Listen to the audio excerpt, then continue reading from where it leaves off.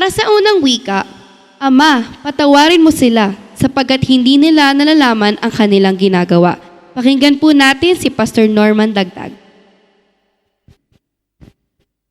Lucas, Kabanata 23, ang talata ay 32 hanggang 34. Ama, patawarin mo sila sapagkat hindi nila nalalaman ang kanilang ginagawa. Sa gitna po ng matinding pasakit at hirap, kahiyan, pagdurusa doon sa krus ng Kalbaryo ay ang Panginoong Hesus muli po ay nagbigkas ng isang panalangin na lubos na nakakagulat. Ang sabi niya, Ama, patawarin mo sila sapagkat hindi nila nalalaman ang kanilang ginagawa.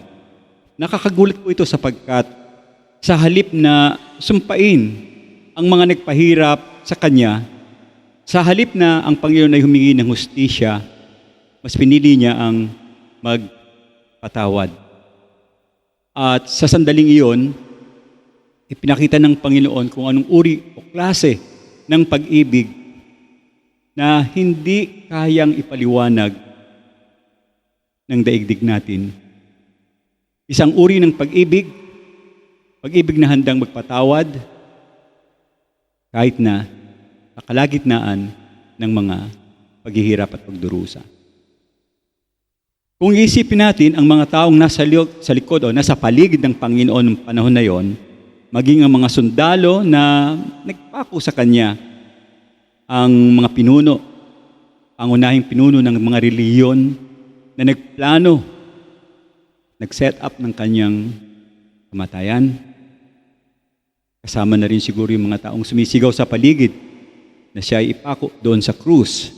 Lahat sila ay may bahagi sa Kanyang paghihirap. Ngunit, again, sa halip na galit ang lumabas sa Kanyang bibig, napalitan ito ng awa at ng habag ang Kanyang naging pagpapahayag sa panahong iyon. Inulit niyang binanggit, hindi nila nalalaman ang kanilang ginagawa. Hindi dahil wala silang kasalanan, kundi sa totoo lang, hindi nila lubos na nauunawaan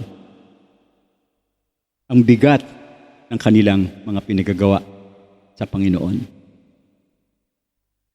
Pinapako nila ang anak ng Diyos, nilagay sa kahihiyan, nilantad sa mga taong dapat sana ay nandoon at sila ang nakapako.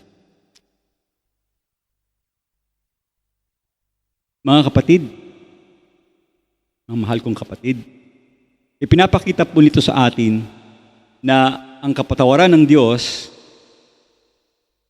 ay tunay na hindi nakadepende sa kung saan ang bawat isa ay humihingi ng tawad.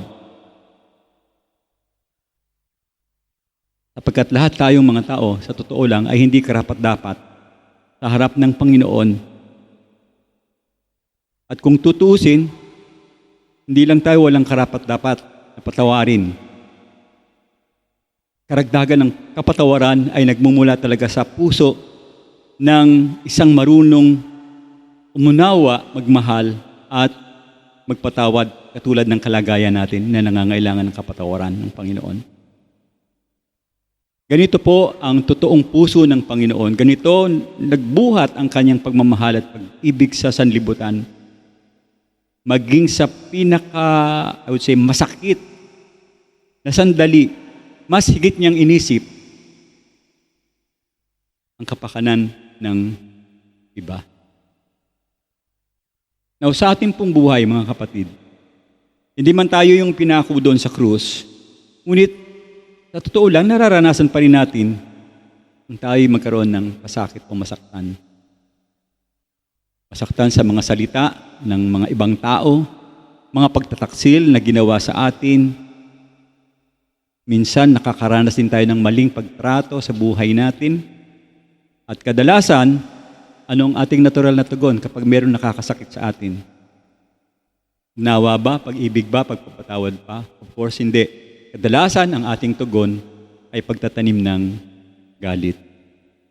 Nagkikimkim tayo ng sama ng loob sa bawat puso na ating pinalalagyan. Nais nating gantihan kung sino yung gumawa sa atin ng hindi kanais-nais. Ngunit, ang panalangin ng Panginoon dapat magsilbing hamon sa atin. Sapagkat hindi lang kasi kapwa natin ang nakasakit sa atin, nakapagbigay ng hindi magandang kalagayan ng ating puso. Meron din mga ebidensya na yung mga pangyayari, mga sitwasyon sa paligid natin ay tunay na nagiging sanhiri ng ating pagiging malungkot, ugnot, hindi maipaliwanag na pag-iisip. So, I would say hamon nito sa atin ngayong hapon, mga kapatid. Kaya ba nating magpatawad tulad ng Panginoon? Kaya ba nating ipanalangin ang mga taong nakasakit sa atin? Lagi kong binabanggit sa inyo, kapag merong taong hindi gumawa ng hindi maganda sa inyo, hindi siya yon. Merong nasa loob ng taong iyon na nagmamaniobra, nagmanipula para ikaw ay sirain at maging bahagi ng pagsubok na ibinibigay ng Panginoon.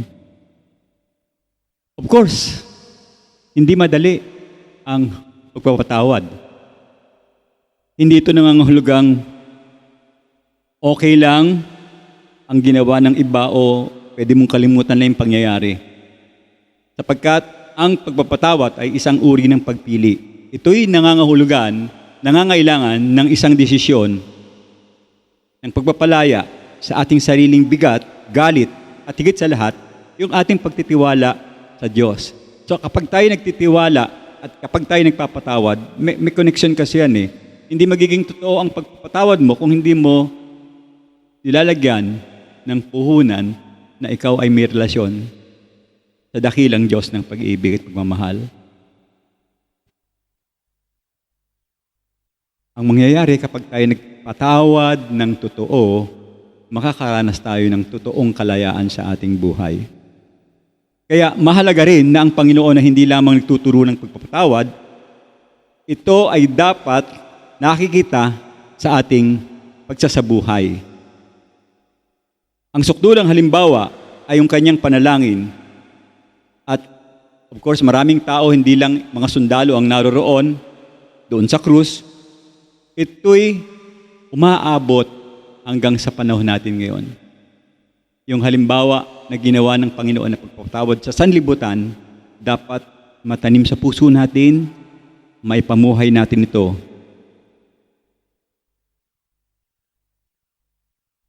Kahit na tayo ay mayroong mga paghihirap. At kapag ginagawa natin yun, of course, mananatili lang ang ating puso ay magpupuno ng kalayaan sa isip natin. Makikita natin ating sarili na hindi tayo magkakaroon ng galit at sama ng loob dahil naiintindihan natin kung paano ang Panginoong Hesus tunay na nagpatawad. Tanungin niyo yung sarili niyo ngayon, meron ka bang nakagalit ngayon o merong hindi ginawang maganda sa buhay mo ngayon? Ano ang reflection mo sa Panginoon? Gagantihan mo ba siya? Aabangan mo ba dyan sa kanto? Bubuhusan mo ng kung anong pwede mong gawin sa Kanya dahil meron siyang hindi maganda sa iyo? Nakita natin ang halimbawa ng Panginoon. Hindi siya gumante, hindi siya nagreklamo. Lahat ay sinalo niya, inako, kaya nga inako niya ang lahat ng bigat na sana ay tayo ang gagawa noon at papako doon.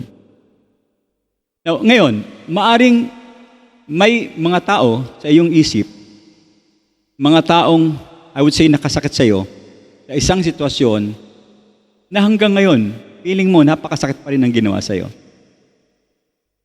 The question sa pinag-uusapan natin ngayon, are you ready to forgive? Hindi ko kaya, Pastor. Sama ng ginawa sa akin. Pinagkalat na ako si Batman.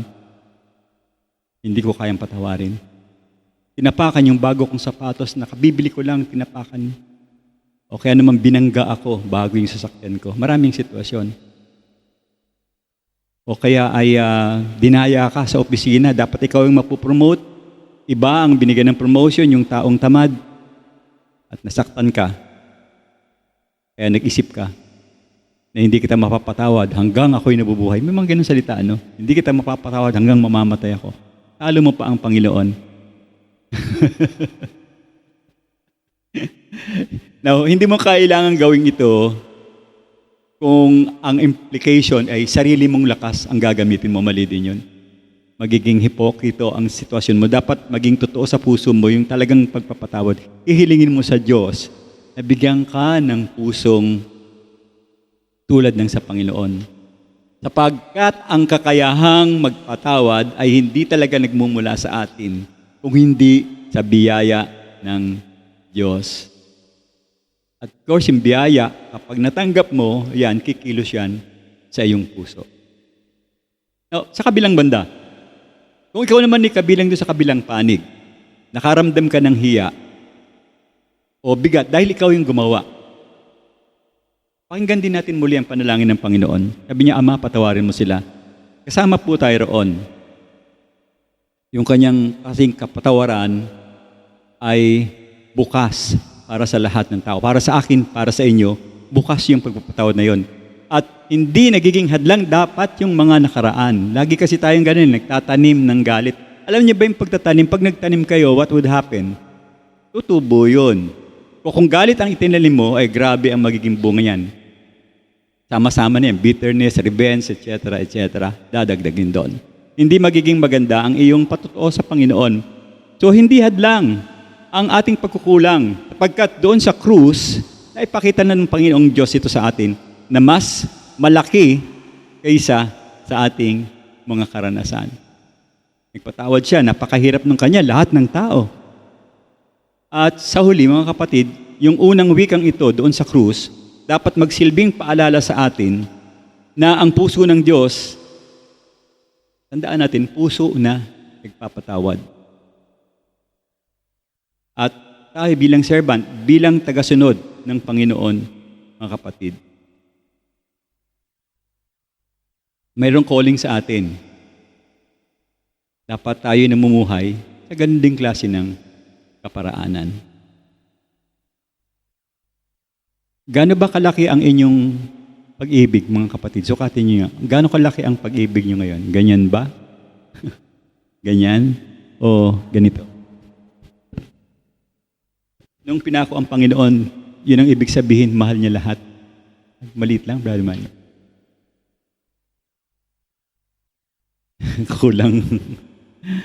Kulang yan. Bilang servant ng Panginoon, tinatawag po tayo ng Diyos na mamuhay sa ganung paraan. Of course, again, hindi siya madali.